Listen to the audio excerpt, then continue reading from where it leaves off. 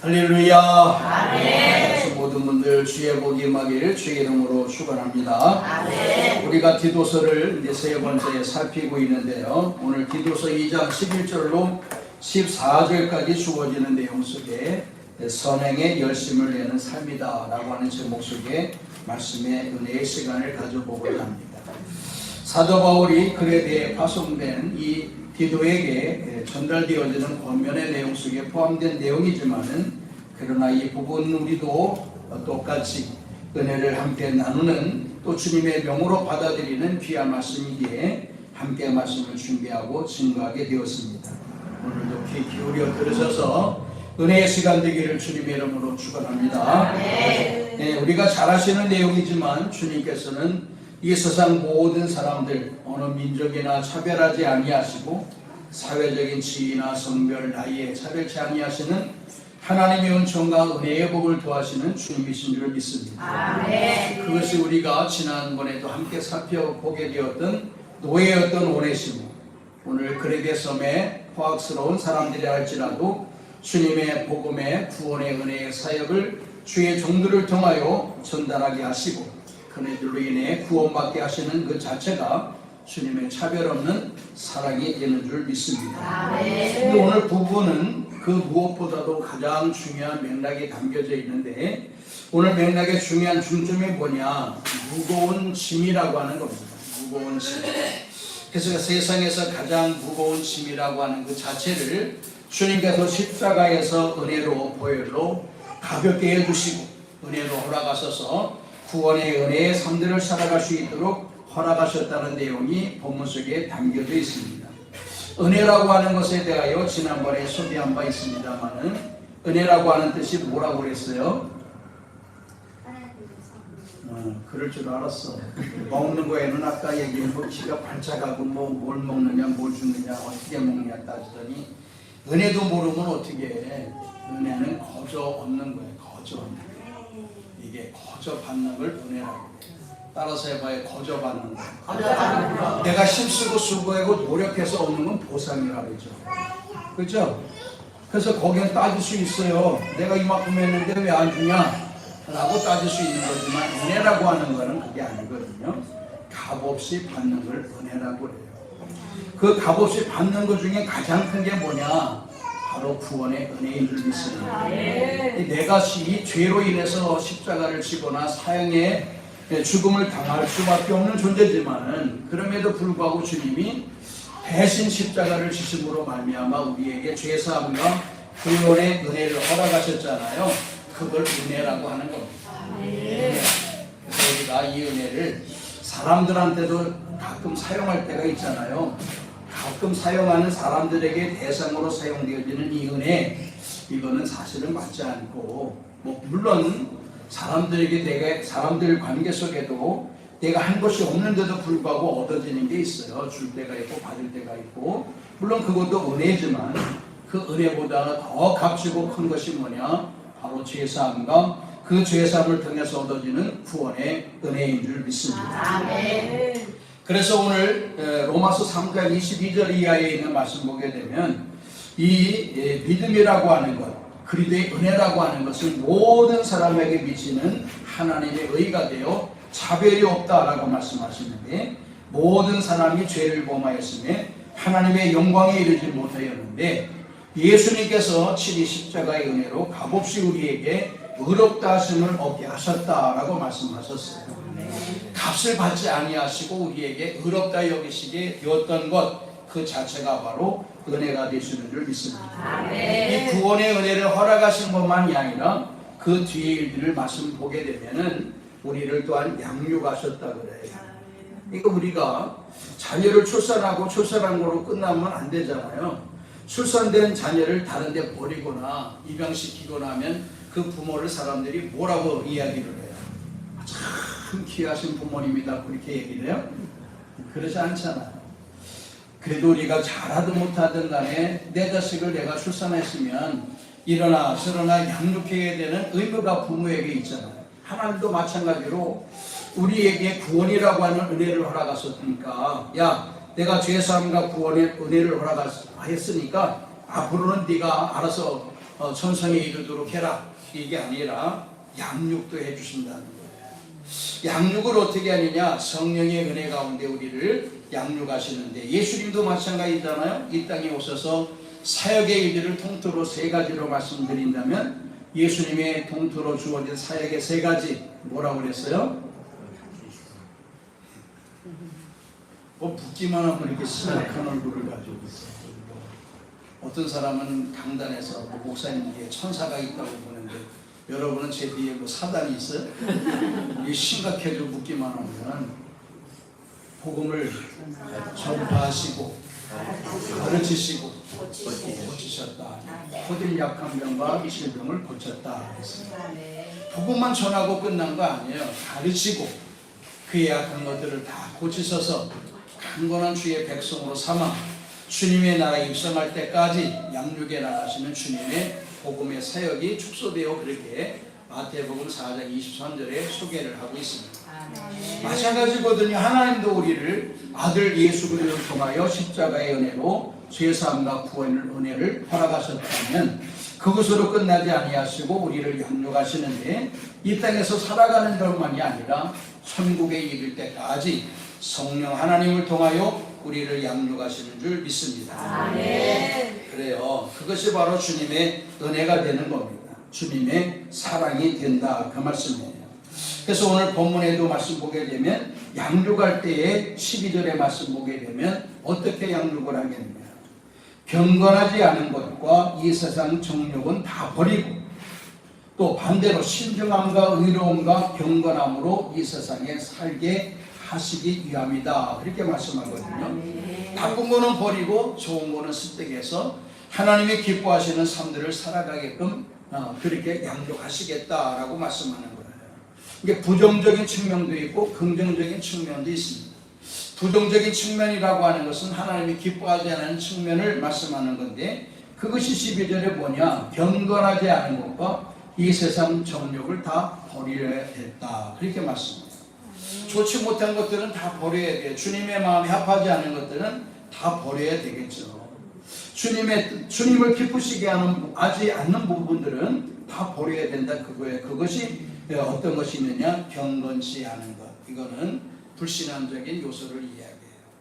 예배를 예배자답게 드리지 않고 말씀을 듣지 않고 또 삶을 살아가되 주님을 기쁘시게 영광되어지게 삶 살아가지 않으며 세속에 물들어 세상적인 일들을 더 기쁘게 여기고 그들을 즐겨하는 데는 일들에 있어서는 아낌없이 물질도 투자하고 시간도 투자하고 마음도 투자하고, 그래서 온통 주님께서 기뻐하지 않은 반대편의 일들에 몰입되어지는 삶들을 살아가는 그 자체의 일들을 버려야 될 거다라고 말씀해요.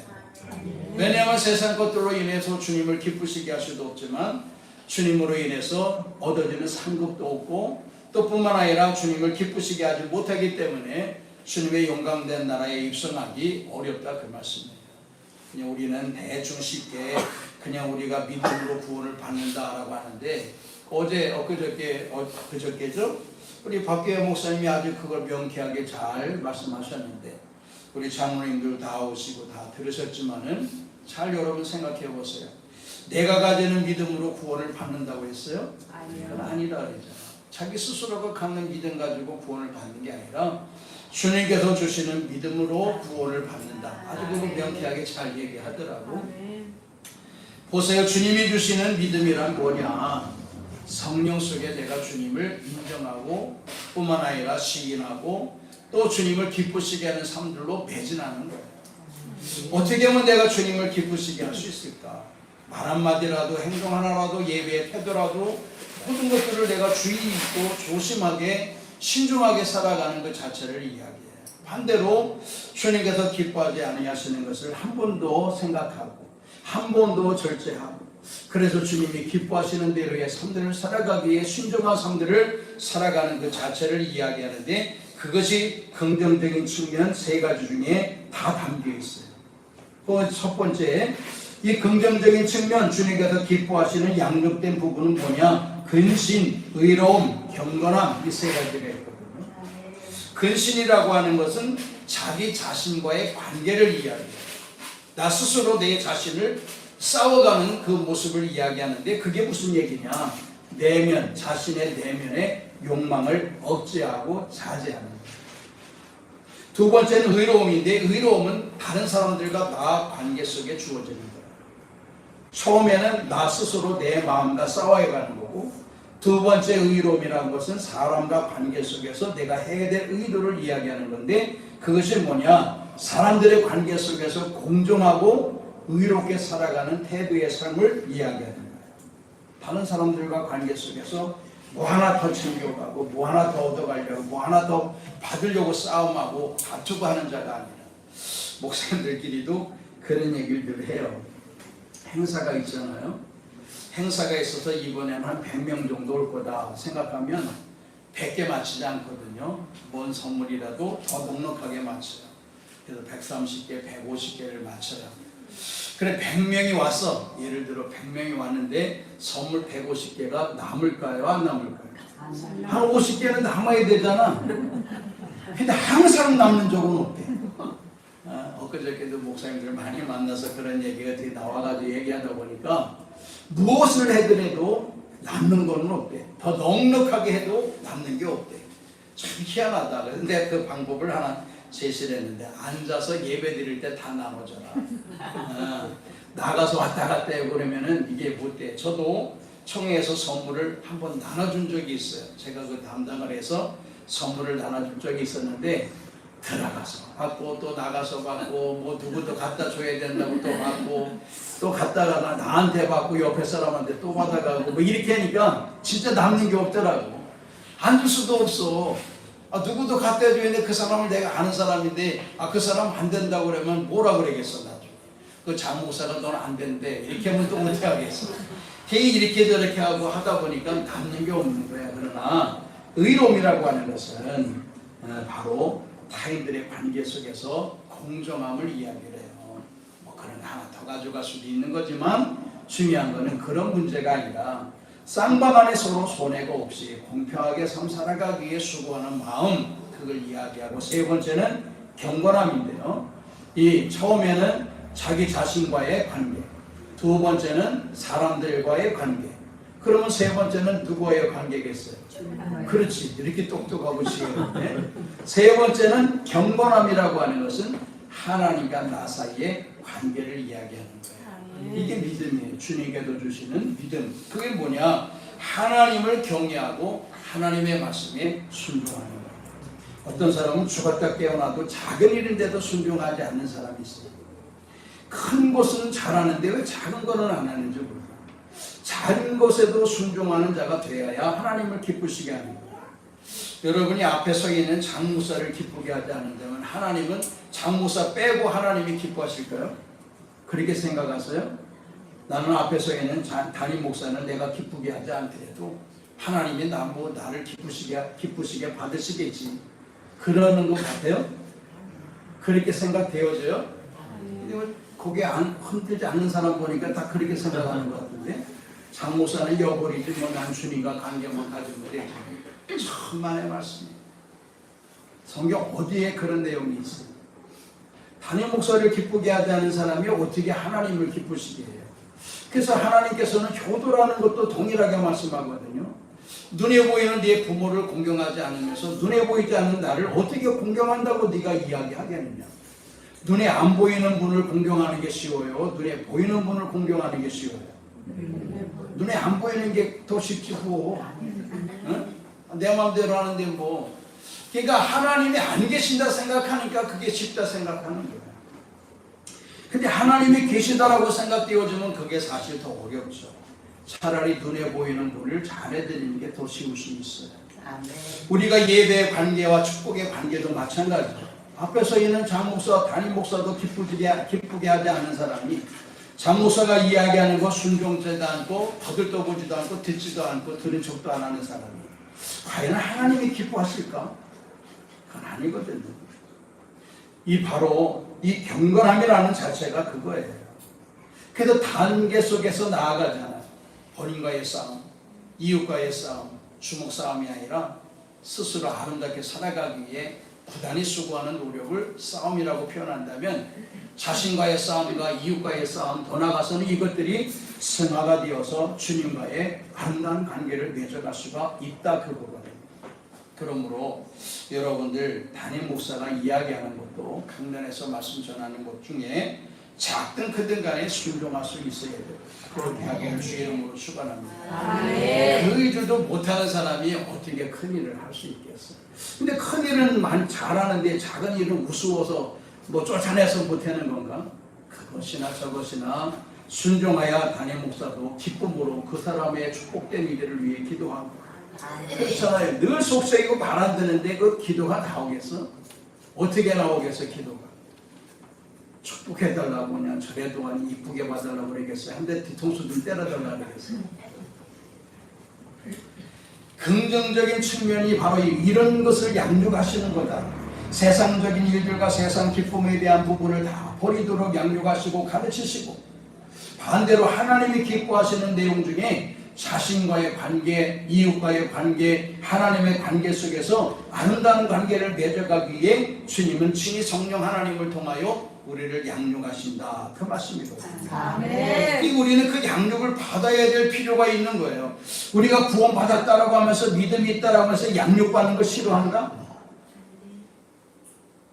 자녀가 되어가지고 부모가 이야기하는 그 이야기를 안 들을 원하고 도리어 대들길 원하고 아니면 뿌리치고 바깥으로 도망가길 원한다? 참다운 관계가 될 수 없는 거예요. 참다운 관계는 이야기하면 이야기하는 대로 들어가서 하는 것입니다. 그래서 우리는 주님 부모의 말씀에도 다 순종해야 된다잖아. 딱 한 가지만 빼고 주님의 말씀에 거슬리는 것만 빼고 다 순종하는 것이 마땅하다 했잖아요. 그럼 우리 여기 계시는 모든 성도님들이 다 믿음이 있는 분들인데 자녀들에게 주의 말씀에 거슬리는 일들을 시키겠어요? 그러지 않잖아요. 그러니까 하나님께서 특별히 우리를 죄의 사함 속에 구원해 주신 은혜도 있지만 그 은혜를 아름답게 구원을 완성시키기 위하여 양육하시는 과정 가운데 세상적인 이들을 버리도록 하고 자기 자신을 잘 성숙시키고 주변의 사람들과 좋은 관계를 맺어가 하나님께 영광된 경건한 은혜의 삶들을 살아가는 그 자체 순종과 포함된 삶들을 살아가는 자가 되어 하나님을 기쁘시게 하는 삶들을 살아가는 자가 되기 위해 우리를 성령으로 양육을 하시겠다, 그러한 내용의 말씀입니다. 자, 이렇게 양육을 하셔서 그냥 양육된 부분으로 그냥 성숙된 주의 자녀로만 된 것이 아니라 이 양육된 사람들은, 성숙된 사람들은 나름대로 할 일이 있어요. 우리 자녀들이 어느 정도까지 양육을 해요? 부모님이 선준이 언제까지 양육해 줄게요? 죽을 때까지? 그럼 언제까지 제 양육해? 군대 갔다 오면 직장도 들어가고 이제 뭐 해서 돈 벌 때까지. 그게 돈 안 벌어서 35살까지 그거 안 되잖아, 그지? 그러니까 청년이 되어가지고 돈벌이를 하면서 나름대로 생활 수준이 물질적으로 안정이 되고 부모의 도움이 없이도 살아갈 수 있는 그 정도까지는 도와야 되죠. 평생 어떻게 부모가 도울 수 있어요? 돈이 많은 사람들은 도울 수 있지만 우리 가정들 보면은 그렇게 자녀들이 클 때까지 도와줄 만한 가정, 넉넉한 가정은 많지 않습니다. 그렇기 때문에요, 그 나름대로 성숙되어 다음에는 그가 알아서 해야 될 일거리가 있는 거거든요. 직장도 가야 되고 돈벌이도 해야 되고 돈을 많이 벌면 부모도 또 섬겨야 되고 이런 부분들이 있는 거예요. 마찬가지로 주님께서 우리에게 양육하신 그 일들과 더 나아가서 십자가의 구원의 은혜, 그러니까 이 단계적인 일들을 잘 생각해야 돼요. 첫 번째는 십자가의 구원의 은혜로 죄사함과 구원을 허락해 주었다. 구원받은 주의 당신의 백성들, 자녀들을 하나님께서 성령 가운데 양육하셨다. 그 양육을 받은 사람들이 성숙될 거 아니에요? 성숙된 사람들이 어떤 일들을 해야 될 건가가 이제 오늘 본문의 포인트가 되시는 부분인데요. 그 내용이 뭐냐? 14절이에요. 14절 같이 읽어보겠습니다. 그가 우리를 대신하여 모든 불법에서 속량하시고 우리를 깨끗하게 하시고 선한 일을 열심히 하는 자기 백성이 되게 하려 하심이라. 아멘. 자, 첫 번째 단계, 두 번째 단계는 지금 다 말씀드린 거예요. 주님께서 우리를 위해 대신 십자가를 진 이유와 목적이 여기 있어요. 응? 괜히 우리를 구원하시고 죄사함 이것만 생각하면 안 돼. 우리가 양육되었으면 성장한 그리스도인으로서 주님을 기쁘시게 하는 성숙된 자녀가 되어야 되는 거 아니에요? 그러면 두 가지요, 내용 세 가지가 있지만 두 가지는 이미 다 말씀드렸어요. 첫째, 불법에서 우리를 속량하시고, 두 번째, 우리를 깨끗하게 하사 여기까지의 과정, 즉 양육하신 데에까지 주어지는 모든 과정의 일들을 마무리된 주의 청년서 성도들, 그러한 자녀들은 무슨 일을 하기 위함이다라고요? 그냥 그렇게 하면 안 돼. 그 뒤에까지도 읽어야지. 선한 일을 하자 이게 아니야. 열심히 하자. 누가 아프대 이거 하고, 누가 많이 아프대 라고 하는 거하고 어떻게 뉘앙스가 어때요? 많이 아프대가 진짜 아픈 것 같아. 그냥 아프대가 많이 아픈 것 같아. 그러니까 주님도 그냥 열심히 하는 당신의 자녀가 되기 원하는 이게 아니야. 선한 일을 열심히 하는 자가 되어지기를 원한다. 이렇게 말씀하는 거거든요. 속량하신 부분의 일들도 뿐만 아니라 우리를 깨끗하게 하신 부분도 다 말씀을 드렸어요. 자, 여기까지가 양육의 단계예요. 양육을 받은 나름대로 성숙된 자녀, 성숙된 그리스도인들이라고 한다면 세 번째 일들을 해야 돼요. 선한 일을 열심히 하는 당신의 백성이 되게 하려 함이라. 여기에 진정한 의미가 있는 겁니다. 이런 일이 있어요. 한국 컴패션 라는 단체가 있는데 서정인이라고 하는 대표가 있습니다. 이 사람이 간증한 이야기를 하나 들어봤는데요. 그 많은 사람들은 어려운 사람들을 만나죠. 하수구에 사는 사람들, 그냥 길가에 사는 사람들, 등등의 많은 사람들을 만나는데 이분이 가장 눈여겨서 마음이 아프게 만난 사람 중에 한 사람이 있는데 35살 먹은 베베라고 하는 여성이 16명의 자녀를 키우는 여인을 만났어요. 몇 명의 자녀라고요? 그냥 그 사람이 여러 사람 아이를 데려다가 키우는 게 아니고 자기가 낳은 아이들이 16명. 나이가 몇 살이라고? 36. 저는 거짓말. 35살의 아이가 16명. 그럼 어떻게 되는 거예요 이게? 19살 때부터 낳는 거지. 매년 낳는 거예요. 근데 남편은 나이가 좀 있는 사람이라 그래요. 그래서 이 서정인 대표라고 하는 사람이 이 여인을 만났을 때 이미 남편은 죽은 상태가 되었어요. 그러니까 홀로 가부가 되어가지고 16명을 키우는데 1년, 2년 뒤에 만나는 와중에 그 16명 중에 또 2명이 자녀가 죽었대요. 그게 그 꼴이 뭐가 되겠어요? 사람 같겠어요? 그 가정이 넉넉하면 이런 얘기도 하지 않을 거 아니에요. 그런데 정말 힘들고 어렵게 사는 그 사람을 만나게 되었어요. 너무 마음이 아파가지고 이 서정인 대표가 그 여인에게 물었답니다. 당신이 바라는 것이 뭡니까? 라고 한다면 우리 유현희 권사님 지금 이런 환경이야. 이런 환경의 엄마 35살짜리 엄마가 권사님입니다. 서정인 대표가 물어요. 어머니가 원하는 게 뭐예요? 물었어요. 뭐라고요? 난 그 엄마가 아니라서 잘 모르겠어요. 그래? 대답 빨리 안 나오는 거 보니까 잘 모르겠나 보네. 원기쁨 원사님, 뭘 바라겠어? 애들 열심히 잘 키워서 훌륭한 사람 맺기 바라고. 그렇지, 그거지. 밥도 맨날 걸러가지고 하루에 한 끼 먹기도 힘든 가정이 되어서 아주 그러니까 영양실조로 두 아이가 죽은 거예요.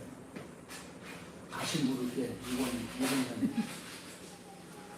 어머니가 원하는 게 뭡니까? 라고 물어봤어. 영양실조로 죽었으니까 잘 먹고 건강하고. 그거지 그거 다른 게 아니고 애들 그냥 밥 굶지 않고 먹는 또 학교를 다니고 두 가지를 얘기할게요. 두 가지. 크게 뭐 어떻게 저떻게 하는 게 아니라 당장 눈앞에 시급한 먹는 모습.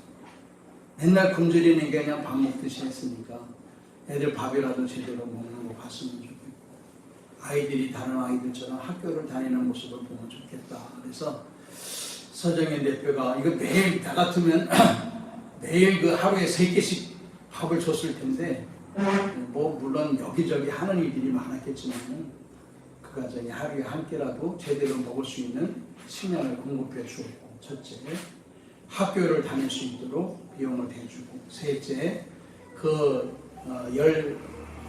15명이죠. 15명, 엄마까지 15명이 살 수 있는 집을 만들어 주었다. 지어줬다. 그러니까 뭐 좋은 집은 아니겠더라도 그렇게 집을 지어주고 살았어요. 그러면서 이제 아이들은 학교를 다니기 시작하고 하루에 한 끼 정도 이상으로 이제 가정에 먹을 식량을 대하고 이제 살아갑니다. 집도 있고 모두가 누워서 잘 수 있는 공간도 마련입니다. 그래서 그렇게 저렇게 하다가 10개월 뒤에 이제 만나게 됐는데 그 사람들의 그 환경과 특별히 그 모습이 너무 달라졌더라고요. 엄마도 35살에 애들 16명을 키우고 남편도 있고 영양실조로 두 아이들도 있고 이렇게 비전 없는 그냥 초라한 비굴한 삶들을 살아가는 와중에 귀인을 만나가지고 아이들도 밥 먹는 모습을 기쁘게 볼 수 있고, 더 나아가서 아이들이 학교 다니는 모습도 보고 살 수 있는 공간도 마련되고, 그런데 나중에 10개월 뒤에 보니까 처음 사진하고 나중 사진하고 이렇게 비교를 해봤는데, 처음 사진은 그냥 쪼그리 앉아가지고 그냥 구석배기에서 불쌍한 얼굴을 하고 있었는데 10개월 뒤에 그의 모습을 보니까 얼굴이 활짝 피어있고, 옷도 뭐 누가 사줬는지는 모르지만 깨끗한 옷을 입고 그 어깨에 가방 하나도 메고 너무 기쁜 모습으로 이 서정현 대표가 그 엄마를 만나게 됩니다. 그렇게 이제 3가지를 공급했지만은 먹을 거, 뭐 나름대로 학교 다니는 거, 더 나가서는 집을 공급해 주었지만 그 간증이라고 하는 내용이 있잖아. 그럼 이 3가지만 했겠어요? 그럼 여러 번 한번 물읍시다. 여러분은 3가지만 해줬겠어? 아니면 또 뭘 해줬겠어? 그렇지. 복음을 전하기 시작했어요. 예수 그리스도를 전하기 시작을 했어요. 만날 때 10개월 전에 예수 그리스도를 전하게 되고, 자녀들한테도 그 사람이 한 건 아니고 그 사람도 얘기하지만 양육하는 선생들이 많이 있잖아요. 그 주변 거기 단체에서 예수를 전하면서 예수의 십자가의 은혜와 하나님의 사랑을 전합니다. 그리고 하나님께 사랑을 받을 자녀라고 하는 것과 하나님께서 너를 향한 아름다운 계획과 비전이 있다는 것과 너는 그 비전을 아름답게 가지고 살아가 하나님을 이후에 만나게 될 때 하나님을 기쁘시게 하는 자가 되어야 된다라고 하는 것을 양육을 하게 돼요. 그 양육받은 이네들이 뭐 10개월 동안에 얼마나 더 컸겠어요. 그런데 이 키는 그렇게 크진 않았지만 마음이 많이 성숙이 되었다. 이 활짝 없는 그 얼굴에 엄마가 이야기하는 것은 왜 우리가 이렇게 기쁠 수 있느냐? 우리가 바로 주님을 만났기 때문이다 라고 하는 고백을 해요. 대표를 만나서가 아니라 대표가 전해주었던 하나님 즉 예수 그리스도를 구원자로 믿기 때문에 우리가 이렇게 기쁨 속에 살아갈 수 있다. 물론 그 내용에는 그 예수를 통해서 당신 같은 사람을 만나게 되었고, 그로 인해서 우리가 굶주리지 않고 학교도 다니고 뿐만 아니라 거주할 집도 우리가 마련받게 되었습니다라고 하는 내용도 포함되지만, 이 사람들은 먼저 이 사장이 대표에게 고마움과 감사를 표현하기 이전에 먼저 그리스도의 은혜를 생각하고 하나님께 감사를 드리게 되었다는 간증이 있어요. 이 실제적인 일이에요. 이것이 바로 선한 일이 아닐까라는 생각을 해봅니다. 여러분, 선한 일이라고 하는 게 뭘까? 저는 나름대로 생각해봐요. 선한 일이라는 것이 뭘까? 물론 하나님의 일이 선한 거죠. 그럼 하나님의 일, 선한 일은 뭘까라고 생각해 보면서 말씀을 준비하다가 이런 생각을 해봤어요. 그래, 서정현 대표와 같이 무거운 짐을 덜어주는 것이 삶의 선한 일이 아닐까라는 생각을 가져봤어요. 무거운 짐을 덜어주는 것. 그래서 무거운 짐이 뭐냐라고 내가 인터넷을 쭉 찾아봤어요. 근데 재미난 이야기도 있더라고. 보니까 세상에서 가장 무거운 게 뭐냐 내가 쳐봤어. 그랬더니 여러분 중에 몇 사람이 거기 포함이 돼. 네, 눈꺼풀이라고. 이게 진짜 무거워가지고 예배 시간에 이 눈꺼풀과 싸워서 이기지 못하는 사람이 있어. 이게 세상에서 제일 무거운 거라대. 그 좀 승리 좀 하세요. 응? 자, 두 번째, 정말 제일 무거운 게 뭘까라고 하는데 이 삶의 모습입니다. 사막에서 물을 기르러 물 항아리를 메고 사막 지역에 왕래하는 여인들의 수고로움이다. 그렇게 표현되어 있더라고. 우리는 뭐 집안에서 수도꼭지만 틀면 물이 살살 나오지만 아직도 사막 지역에서 오아시스를 왕래하면서 사마리아 여인처럼 물동을 들고 빈 하나만이 들고 갈 때에도 무겁지만 거기다가 물을 채우면 얼마나 무겁겠어요. 우리가 가끔 이제 겨울에 눈이 많이 오게 되면 하우스라든지 무너지잖아요. 무게가 굉장하기 때문에 그런 거거든. 근데 그 물의 무게를 항아리에 담고 머리에 이고 사막길을 다니는 물을 깃는 여인들의 모습이 제일 삶의 무거운 모습이다 라고 표현한 사람들이 있더라고 보니까. 그거보다도 나는 실제적인 무게를 가지고 있는 것이 뭐냐, 뭐 금이냐 철이냐 이런 걸 한번 좀 또 살펴봤어요. 그랬더니 난 처음 듣는 얘기인데요. 오스뮴이라고 하는 게 있더라고. 오스뮴 들어는 봤어요? 이게 원자번호 76번이라고 하는 건데 오스뮴이라고 하는 이 질량이 있어요. 근데 이게 어느 정도 무겁냐? 같은 부피로 봤을 때 물의 무게보다 22.6배가 더 무겁대. 똑같은 부피, 컵 한 컵이면 이것을 그 정도 담았을 때 물의 이 무게보다도 22.6배가 더 무겁다는 거예요. 그럼 우리가 쉽게 생각할 때 철보다도 3배가 더 무거운 것이 오스뮴이라고 하는 것이라고 해요. 우리 뭐 잘 알지 못하지만. 어쨌든 간에 그거보다도 더 무거운 짐이 있지 않을까라는 생각을 가져봤는데 좀 전에 물 항아리를 입고 사막을 왕래하는 그것도 매일 왕래해야 되잖아요. 그런 여인의 삶의 무거운 짐 맞습니다. 환경과 여건의 무거운 짐, 건강의 짐, 물질의 짐 등등의 많은 짐이 있죠. 마음의 짐이 있습니다. 근데 그것도 있지만 사실 그 무거운 짐 중에 또 무거운 삶의 짐이 뭘까라고 할 때 죄라고 하는 것이 있지 않을까. 죄. 여러분들은 죄가 없으니까 그냥 두려움 없이 살아가죠. 응? 경찰이 뭐 와도 까딱 안 하죠. 경찰이 와도 까딱 안 해. 왜? 내 죄가 없는데. 카페에서 경찰을 만나도 시큰둥하게 대하고 길가에서 봐도 괜찮고 자기 집 앞에 경찰차가 와서 있어도 괜찮고 식당에서 경찰들하고 밥 먹어도 괜찮잖아요. 근데 죄 있는 사람은 어떨까? 죄 있는 사람은 어떨까? 이 불안해가지고 밥도 먹다가 도망가고 응? 그러잖아. 제가 전에 말씀드렸잖아. 우리 정원사님 동생이 뭐 요즘에 하루가 멀다 하고 차 끌고 집에 오다가 보니까 저 샘병원 옆에 도로에 신호를 받고 서 있는데 아까 경찰들이 단속을 하고 있더라고 보니까. 그때 한 사람이 신호 받고 서 있는 저한테 자꾸 걸어오는 느낌이 있어. 이렇게 보니까 정말 나한테 오는 거야. 이제 큰일 났네. 내가 뭐 안전띠를 안 맸나, 내가 과속을 했나. 내가 아무리 봐도 내 잘못한 게 없는데 점점 가까이 오더니 내 창문에다가 노크를 하잖아. 깜짝 놀라가지고 뭐 이게 딱지도 않아 떼게 생겼나 보다. 이렇게 문을 열었더니 목사님 안녕하세요. 아이고 죄가 없는데도 경찰이 오니까 이게 이 마음이 두근두근 하더라니까.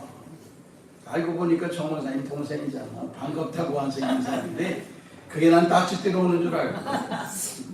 죄가 있으면 무서운 거거든요. 두려운 거거든요. 그래서 사람들은 경찰을 피하고 사람을 피해서 이것저것 숨어사는 사람들이 많습니다. 왜? 두려움 때문에 그래요. 이 두려움이라고 하는 이 마음의 짐은요, 죄로 인해서 주어지는 건데 이것은 환경과 여건, 건강 등으로부터 주어지는 짐보다 훨씬 무거운 짐이라 이렇게 이야기할 수 있는 부분이거든요. 근데 세상 사람들은 잘 알지 못하는 짐이 있는데 그게 뭐냐? 하나님 앞에 지은 죄를 이야기해요. 하나님 앞에 지은 죄. 이 죄의 무게가 얼마나 무겁고 크냐? 사형에 해당되어지는 죄가 사형에 해당되어지죠. 그러니까 뭐 이 땅에서 죄를 지어도 뭐 다 사형당하는 거 아니잖아요. 그런데 하나님 앞에 죄를 지은 사람들의 죄의 형량은 모두가 다 사형입니다. 그런데 이 죄에 대한 무거움에 대해서 우리는 해결해 줄 수 있는 방법이 없잖아요. 우리가 그 무거운 짐을 어떻게 덜어줄 수 있겠어요? 아니면 풀어줄 수 있겠어요? 아니면 대신 내가 그 짐을 지을 수 있겠어요? 우리는 할 수가 없으니까 그렇게 해줄 수 있는 능력자를 소개해 주는 것밖에 우리가 할 수 있는 게 없어요. 우리는 할 수 없고 나는 할 수 없어. 베드로가 고백했잖아요. 나는 내게 이 금도 은도 줄 힘이 없지만 능력이 없지만 다만 예수 그리스도의 이름으로 명하노니 일어나 걸으라 그러잖아. 그에게 예수 이름으로 소개를 하고 그에게 예수 이름으로 명하노니 그가 깨끗함을 얻고 걷게 되었던 능력된 복음의 일들을 행하게 됩니다. 맞습니다. 우리가 행할 수 있는 것은 하나님 앞에 지은 죄를 우리가 해결할 수 있는 사람은 없어요. 능력 있는 존재가 없다 그 말씀입니다.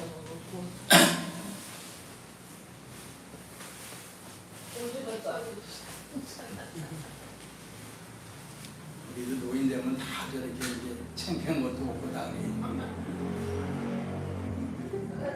이렇게 정말 무거운 짐 자체가 바로 이러한 부분이니만큼 우리가 할 수 있는 일들은 뭐냐? 그 능력의 소유자를 소개하는 것, 그것이 우리가 해야 될 일이다.